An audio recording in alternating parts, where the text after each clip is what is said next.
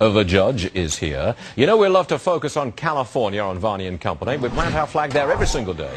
Now, faced with a $20 billion budget deficit, California is considering a measure that would legalize marijuana. Okay, Judge Nopaliano, if that passes and it's legal in the state of California, could the feds come in and say, forget about it, you're not going to have it? What's happening? Yes, they could. In fact, a recent Supreme Court decision which invalidated California's medical marijuana law. It didn't throw the law out, but it permitted the feds to prosecute people under it.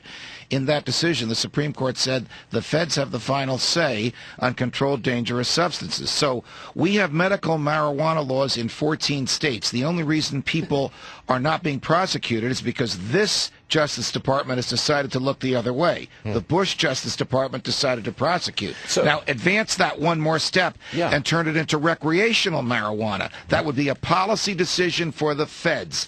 Do they want to prosecute, or do they want to look the other way? But it could be backdoor, quietly legalization of recreational marijuana. And, you know, if I had to guess, I'd say that's the way the feds are going to go on this one with this administration. I agree with you. I think the feds will look the other way for two reasons. I think many people in this administration are in favor of legalizing marijuana, but don't want to come out and say that because the president doesn't want to say it. The government always puts on a Victorian facade. No insult intended for one of your best-known monarchs. The other reason is California's bankrupt. They might be able to collect a fortune in taxes if they're able to tax marijuana. The justification for it in this occasion would be financial. We need the tax revenue. Right. But let me ask you about this politically.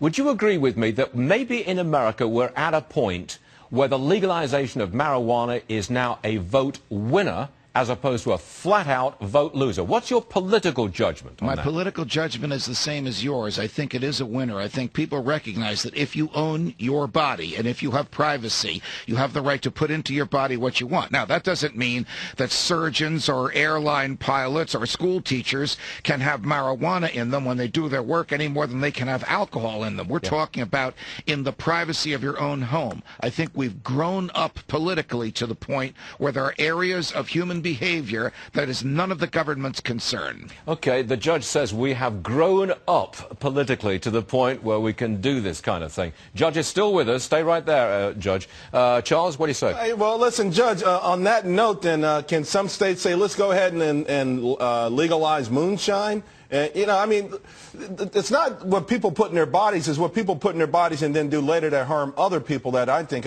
some people are still concerned about. Well, we learned an awful lesson from prohibition, and that is the government cannot suppress normal, natural human yearnings, and that it's better to let people do what they want and let them endure the consequences than prohibit everybody from doing it. Judge, would you extend it beyond marijuana? Yes, I would. I think you should be able to put into your body in the privacy of your own home whatever you wanted. It's none of the government's business. So that's your political view. Correct.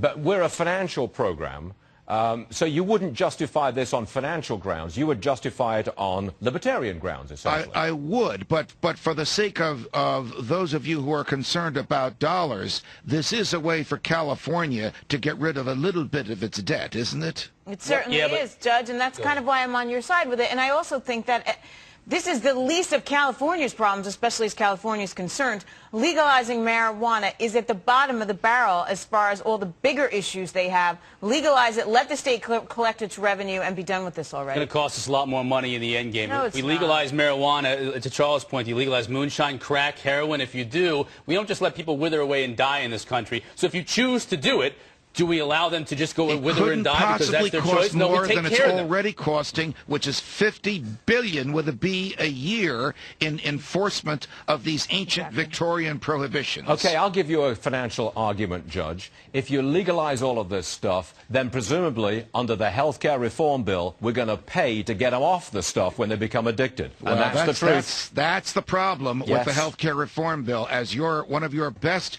prime ministers, Margaret Thatcher, once said, the problem with socialism is sooner or later you run out of other people's money. And you've run out of time, Judge. You've got to go back to your radio show. Thanks very much, Judge. I love this, Stuart. Thank you, guys. Come on back, man. Thanks.